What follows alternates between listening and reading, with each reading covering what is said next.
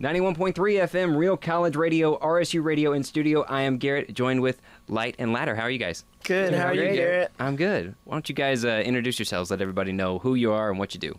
Cool. I'm Brian Radcliffe, and I play drums and percussion. I'm Jacob Hedke, and I play guitar, sing, piano, and mandolin, mess around. I'm Jacob Conley, and I play guitar and I sing. Two Jacobs and a Brian. Mm-hmm. That's right. Very nice. How long have you guys been playing together? About 3 years. We had a little bit of a break. After we recorded the record, I went to Japan actually to teach English. And Jacob moved to Houston because he got married. So he's been down there for a while. And we all just got together and said, you know what, this album is something special, so we need to promote it. We need to go on tour and stuff. The marriage break, I understand. Talk about going to Japan and teaching English. What was that experience like? That experience was completely unreal. Like when I got off the plane, I felt a physical peace. It was weird. Like people talk about spiritual peace or mental peace, whatever you want to call it. When I got off the plane, I could actually feel what peace felt like. It was the weirdest thing ever. It was an amazing thing. The people in that culture are just incredible. They're so respectful, so loving, just so kind. Not to say that Americans aren't, but like for instance, when I was in an airport in Japan, I was walking through and I had all this baggage from moving to Japan and then moving back to the US. And people would not hesitate to come over and help you, even if they didn't speak English. They just automatically wanted to help. But on the other side of things, like no one was staring at you and thinking you're weird because you're a foreigner. Like everyone just kind of keeps their head to the ground, keeps to themselves. They're much more quiet, much more respectful community, which for me that was kind of tough at first because I'm kind of too loud, even in the U.S.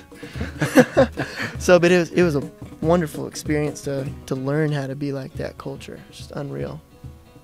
That's awesome. Does that influence some of the music that you guys play now, or is that happened after you did the record, right? It happened after the record. The song Overseas, which is track number 2 on our new record, This Is Not Your Pen, is actually written about that experience, moving to overseas. It was a song that I wrote to the guys, and the guys wrote back to me. I recorded my part of it vocally before I left to go to Japan. Jacob Conley actually recorded his vocal part back to me when I was in Japan. So it was awesome to come back to the States and kind of open up a present of the lyrics that Jacob wrote. So that's Overseas, song number 2 on the album. Very cool. Yeah. Talk about your record a little bit and the recording process and everything that you guys put into it and what it means to you to have it out and finished now.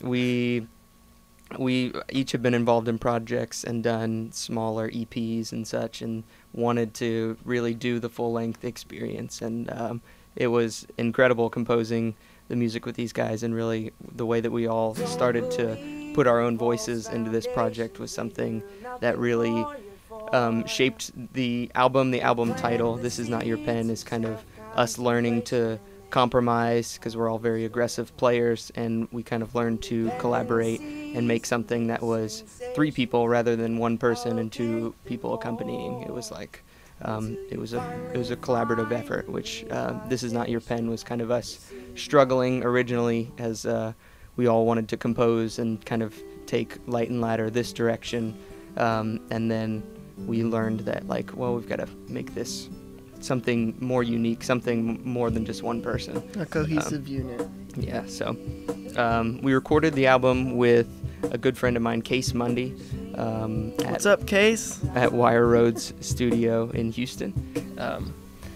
Case is a very busy engineer and has many other projects that he's constantly working on. And Jacob Hedke and I live in Denton. Mm-hmm. And Jacob Conley graduated from UNT 2 years ago and moved back to Houston. So we didn't really have a lot of time to get together and all listen to the mixes and kind of tell what we wanted and what we didn't want. So yeah, it was just kind of whenever Case had time and whenever we were able to all come down for the weekend and just work on it. So the tour is a really cool way to kind of just celebrate all of that time that was spent in between the actual tracking process and the finished mastered copy. You guys put together a Kickstarter. Was that for the album or for the tour? The Kickstarter was put together to actually release the album and to go on the tour.